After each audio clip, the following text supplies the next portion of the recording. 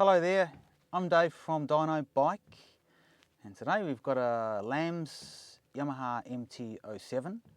I'm going to de-restrict it. I'm going to show you how we de-restrict it, show you where all the restrictors are, because some people don't realise that there is actually more than one. And there's a couple of little tricks along the way that you also need to be aware of if you plan on doing this yourself. So once we've done that, we'll put it back up here on the dyno, do some more runs on it, put a flash tune into it, and then we'll compare what it is now with what it is afterwards, so you can see exactly how much better it is when it's de-restricted. The other thing we've got for this one is a whole bunch of YSS suspension. We've got a front fork kit which consists of PD valves, new springs and some spacers, and we've also got a nice shock to go on the back. So when we give this back to this customer, I'm sure he's gonna think that he's on someone else's bike or he's on a brand new bike. It's gonna be majorly different to what it is now. So keep watching, hope you enjoy the video. I'm Dave from Dyno Bike. Right, so first restriction is this sucker here. It's got 4 screws holding that on, so we can pull these off.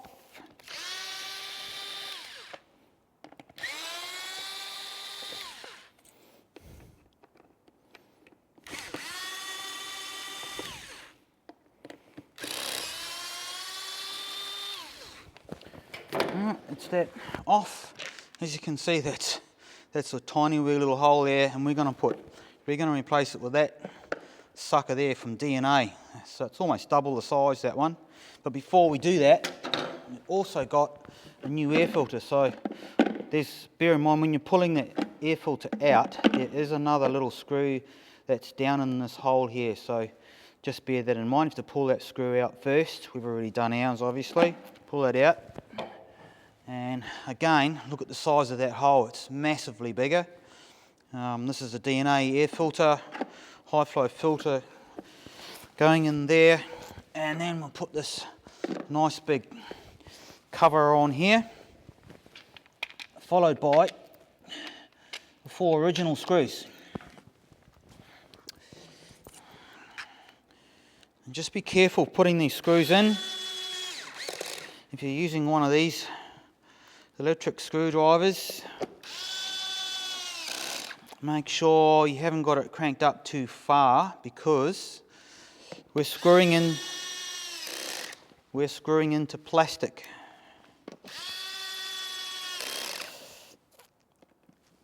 And if you're not careful, you'll strip these threads out and then you're buggered. So anyway, that's the first restriction removed. Right, so the next restriction is in this part here. So this is all bolted up. There's a bolt there, there's a bolt on the other side, and it's also held in there with the throttle bodies. So we've got to take this out, or get it to a point where we can get at the rubber snorkel that's going into the front of this airbox, because this rubber snorkel has a restrictor in it. To do that, we've got to get the throttle body out. So it's a little bit tricky. I'm not going to go into all the details of doing that. If you get stuck, have a look in the manual. It explains how to do all the stuff in the manual, how you get stuff in and out. If you can't figure it out from there, please stop there, take it to your bike shop, get them to do it for you. The other restriction that is there, and it's on this side, is this throttle plate restriction. There's a little restrictor right there. I'm going to zoom in on that in a sec. Alright, so restrictor number 3 is the throttle restrictor, and it's stopping the throttle from opening. It's this little baby here, stopping the throttle from opening fully. Now there's a tag on the side of here. You could actually bend that out of the way or cut it off, and then you've got full throttle.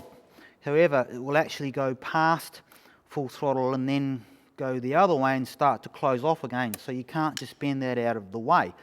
You need to cut this accurately here somewhere, so that when the throttle blade inside the throttle body is at 90 degrees or fully open, and no more. If you cut this too short, it will go past the 90 degrees and the throttle then starts to close off again. So if you're not too comfortable cutting this, I suggest you get online, go to eBay. You'll find these are online. You can buy them there. They're not very expensive and they're pretty accurate. Right, so throttle bodies are now out. I just thought I'd show you how restricted these throttle plates are before I go modifying this little piece here. Hopefully you can see that, it's not too blurry. So lamb's configuration, fully open. That's as far as the throttle plate opens to. Right, now I'm just going to quickly screw this side plate off so you can see get a better understanding of what I'm talking about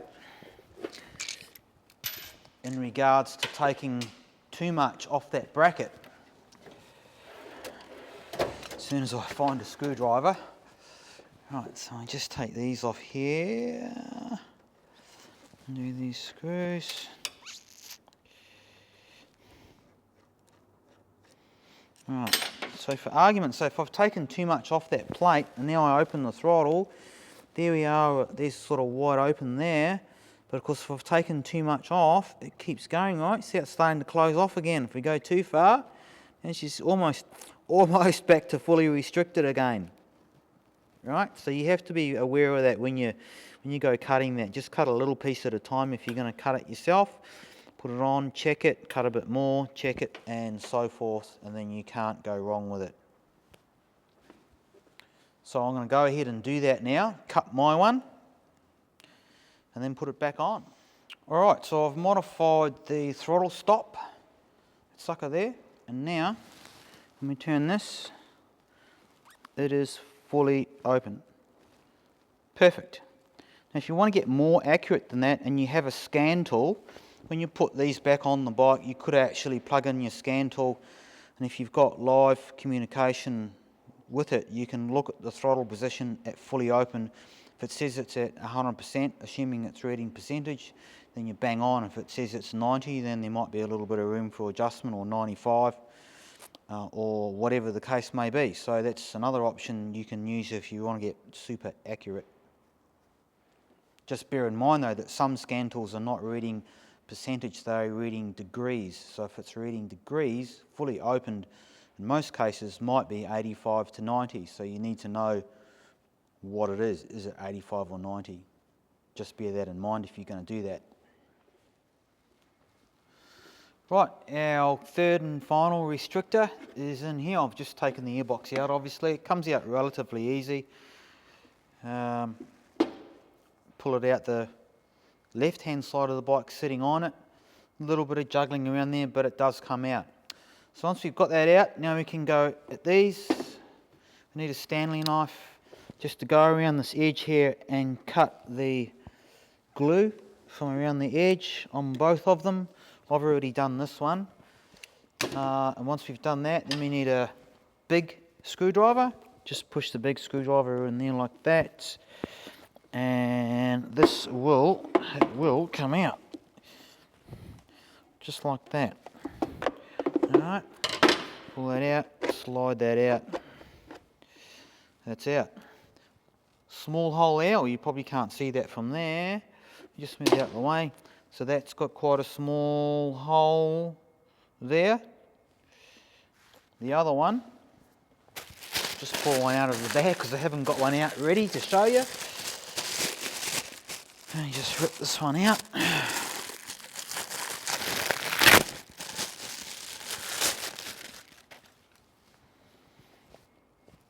There we go, so there's the other one.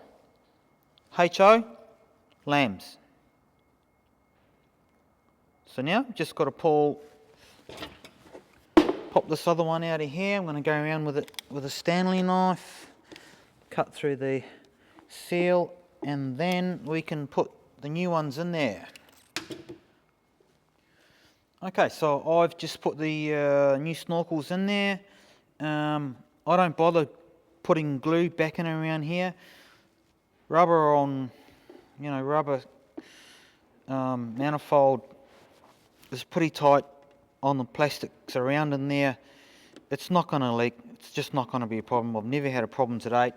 If you're fussy and you want to put some sealant around there, by all means put some sealant around there, but it's not absolutely essential.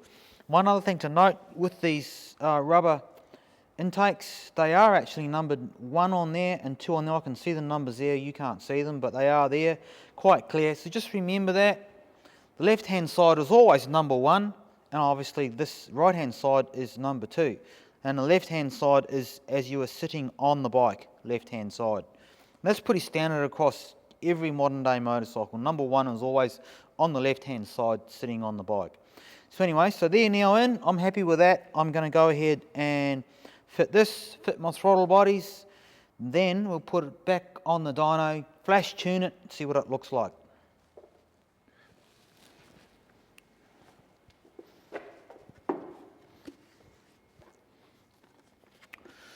Alright, so I'm going to put my airbox back in. Another little tip, it's quite important. I've got some paper towel or some rags stuff down the intake there. It's to block it off so that nothing can possibly fall down in there. Trust me, you don't want anything going down in there, especially unbeknownst to yourself. It will go into the cylinder and lock it up, and then you'll have all sorts of trouble getting it out. In most cases, the cylinder head's got to come off, which is not ideal. So if you're pulling all of this stuff off, please make sure you've got rags in the inlet so that it's blocked, nothing can fall in there, and then you're safe. Alright, so Yamaha MT07, we've finished doing the suspension mods to it now. Click on the link just below there, go and have a look at that video. It's well worth looking at. Some really cool stuff from YSS, and it's very reasonably priced. For under $1,000 we do the front and the rear end, so you can't go wrong with that. Anyway, so moving on with the tune, we've done our de-restriction on the airbox intake and on the snorkels. I've cut the throttle plate back so the throttle is opening fully. It's ready to dyno. We've also put one of our custom dyno tunes into the ECU, and we've done lots of these bikes. I'm very confident that we won't need to make any further adjustment, and if we do, it will be so minor that the customer isn't going to notice the difference anyway, but he's paying for it, so that's what we're going to do. First of all though, a man is not a camel.